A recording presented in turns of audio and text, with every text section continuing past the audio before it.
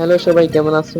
আজকে আমরা ঘুরতে বেরিয়েছি। আজকে তোমাদের নিয়ে যাব কাপাসিয়া। একটি সুন্দর ব্রিজ আছে, ওই ব্রিজের উপরে আমরা আজকে ঘুরতে বেরিয়েছি। দিনের ওয়েদারটা একেবারে অসাধারণ। হালকা রোদ, একটু বাতাস, একদম ফ্রেশ ফিল হচ্ছে। তাই ভাবলাম তোমাদেরও সাথে নিয়ে ঘুরে আসি। আজকের ঘুরতে যাওয়াটা ভীষণ মজা লাগছে। একটু ফ্রেশ এয়ার, প্রকৃতির মজা দারুণ লাগে। আমরা ঘুরতে এসেছিলাম রোদে মজা নিতে, কিন্তু প্রকৃতি আমাদের সারপ্রাইজ দিল। সামনেই ঝমঝম বৃষ্টি আমাদেরকে সত্যি অবাক করে দিল। এই রোদের মধ্যে হঠাৎ কোথা থেকে বৃষ্টি চলে আসলো, আমরা দেখে অবাক হয়ে গেলাম। বলতে বলতে এখানেও বৃষ্টি চলে আসলো, অনেক বড় বড় ফোঁটায় বৃষ্টি হতে শুরু করলো। হঠাৎ করে এরকম জমকু বৃষ্টি দেখে আমরা সবাই অবাক হয়ে গেলাম।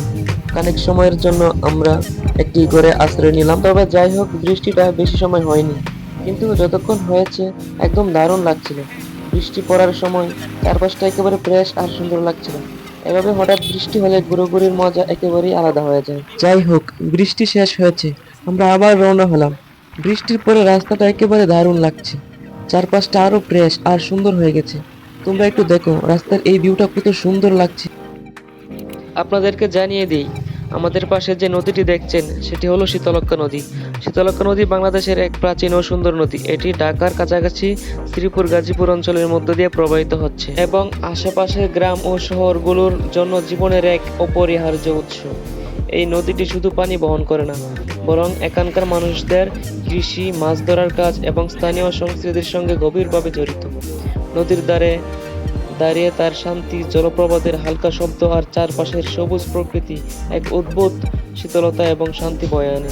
শীতলক্ষ্যা নদী সত্যিই প্রাকৃতিক সৌন্দর্যের এক রত্ন, যা ভ্রমণকারীদের জন্য এক অনন্য অভিজ্ঞতা। আমরা চলে এসেছি কাপাসিয়া সেই ব্রিজের উপর, যে বৃষ্টির কথা আমরা প্রথমে বলেছিলাম। এই বৃষ্টির সৌন্দর্য আপনাকে সত্যি মুগ্ধ করবে।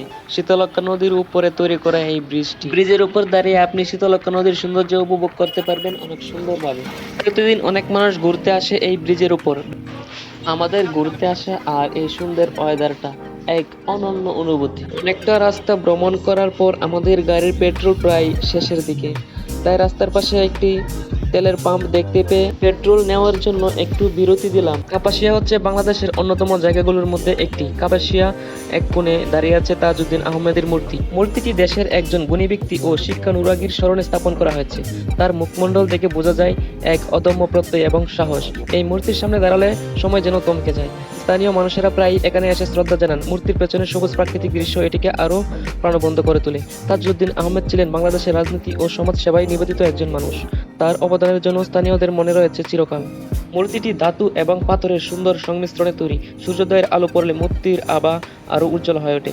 প্রতিটি বিবরণ তার ব্যক্তিত্বের গভীরতা প্রকাশ করে। ছোট শিশুদেরও এখানে নিয়ে আসা হয় তার গল্প শোনানোর জন্য। এটি দেশের ঐতিহ্য ও ইতিহাসের সাথে সংযোগ স্থাপন করে। স্থানীয় শিক্ষার্থীরা প্রায় এখানে এসে প্রেরণা নেয়। মূর্তির চারপাশ পরিচ্ছন্ন রাখা হয় সামাজিক সচেতনার অংশ হিসাবে। এটি একটি নীরব বক্তা, যা আমাদের মূল্যবোধের কথা মনে করিয়ে দেয়। প্রতিটি পায়ের ধাপ এখানে এসে যেন সম্মানের সঙ্গী হয়। কাপাসিয়া এই মূর্তি আজও আমাদেরকে শেখায় দেশপ্রেম, ন্যায় ও সাহসের মানে।